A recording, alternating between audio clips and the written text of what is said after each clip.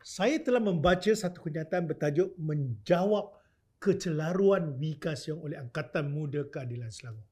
Saya percaya ini adalah respon PKR terhadap video saya sebelum ini yang telah mencecah 2.6 juta views dengan ratusan ribu likes di TikTok berkenaan dengan isi padu. Isu padu. Oh, tak betul juga. Isu isi padu. Itu saya celaru, mohon maaf ya. Biar saya singkatkan kenyataan ini dan memberi respon bagi pihak rakyat Malaysia satu demi satu. Mohon AMK membawa isu ini kepada bos-bos kalian ya. Sama-sama kita berkhidmat untuk rakyat dan negara. Pertama, AMK kata tiada sebuah pengkalan data utama yang merangkumi semua maklumat rakyat Malaysia. Jawapan saya, itulah maksud saya, jangan letakkan semua telur dalam satu bakul. JPN simpan data kad pengenalan, SPR simpan data alamat, LHDN simpan data pendapatan, bank simpan data simpanan wang, IKASI simpan data status kebajikan. Kalau ada security breach pun, satu telur je yang pecah. Yang lain masih selamat. Ada faham? Kedua, AMK kata, keselamatan padu dijamin oleh Menteri Ekonomi Rafizi Ramli kerana ia disenggara sepenuhnya oleh Jabatan Digital Negara JDN jika berlakunya sebarang perkara tidak diingini pasukan tindak balas insiden keselamatan cyber sektor awam atau CSIRT bersiap siaga melaksanakan prosedur yang sepatutnya. Malah, jika ada pihak yang berjaya mendapat data dari padu sekalipun, ia tidak bermakna kerana telah melalui proses encryption. Hello. Saya betul-betul runsing dengan perkataan berpusing-pusing sebegini. Soalan saya mudah dan simple saja. Bolehkah YB Rafizi menjamin 100% tiada data akan digodam pada masa depan dengan alasan yang kukuh, praktikal dan munasabah? Itu saja.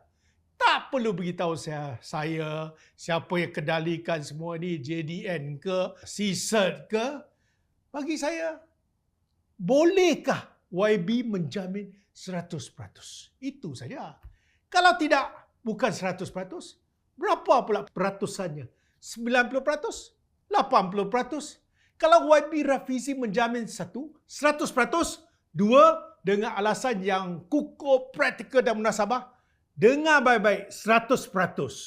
Maka saya, Wika Siong, akan membuat kenyataan sokong padu ini simple, very simple. Yes or no saja. Sebab mengikut pakar cyber security, LGMS, sistem yang diguna pakai oleh padu adalah outdated dan obsolete ataupun usang.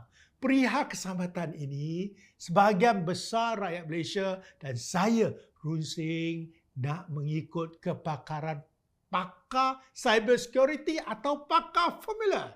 Mohon AMK fahamkan kesangsian rakyat Malaysia ya. Ketiga, AMK kata wujud tuduhan Presiden MCA Wika Siong bahawa Rafizi tidak mengakui kesangsian rakyat Malaysia terhadap isu keselamatan dan kerahsiaan maklumat dalam padu. Lepas tu dia kata Rafizi mendedahkan wujud lebih 2 juta cubaan menembusi benteng keselamatan padu setiap hari. Bagaimanapun setakat ini semuanya gagal kerana ciri keselamatan sistem berkenaan mematuhi piawaian global termasuk bagi komponen keselamatan rangkaian. Jawapan saya, samalah seperti di atas, YB Rafizi boleh jamin 100% ke tidak? Kalau tidak, maka rakyat sangsilah. 2 juta cubaan, bayangkan dalam satu hari. 2 juta cubaan masa depan.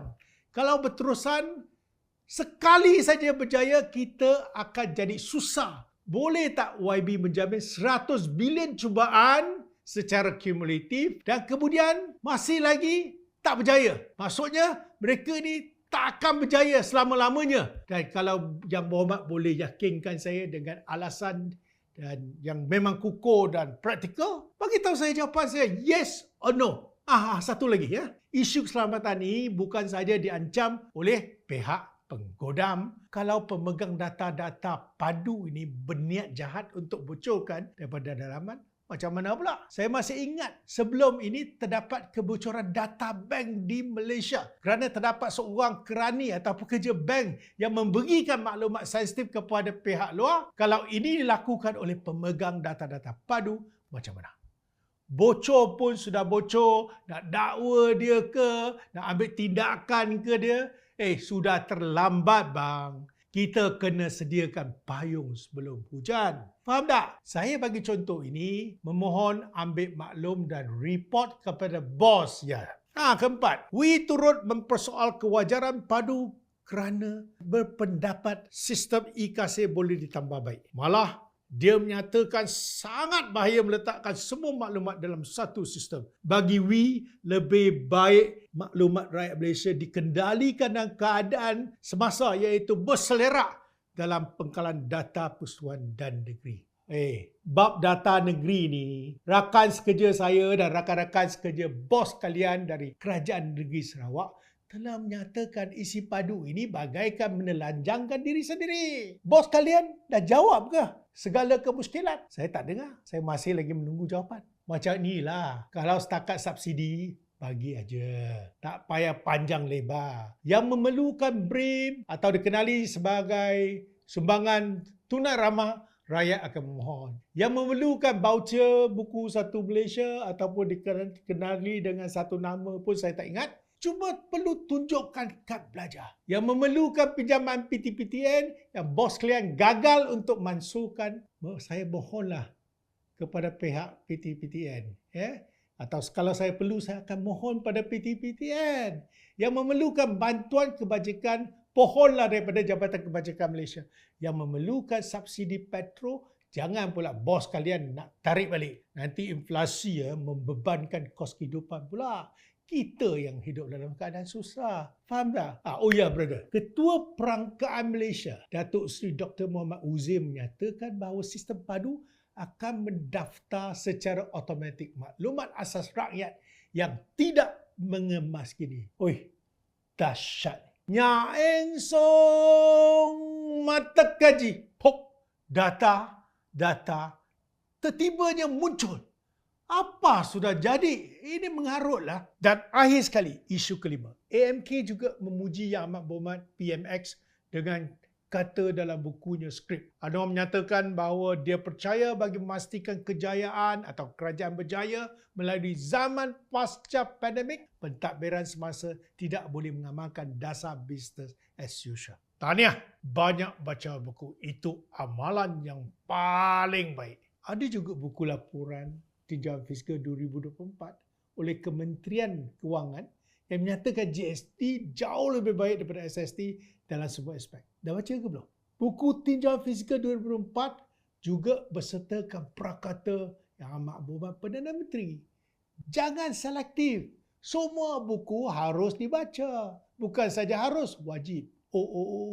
Bos kalian sebenarnya pernah cakap tidak tolak kemungkinan laksana semula GST. Sebenarnya mungkin mereka sudah baca. Kepada bos kalian, bro, janganlah minta budak-budak AMK ni untuk respon kepada rakyat dengan cara ini.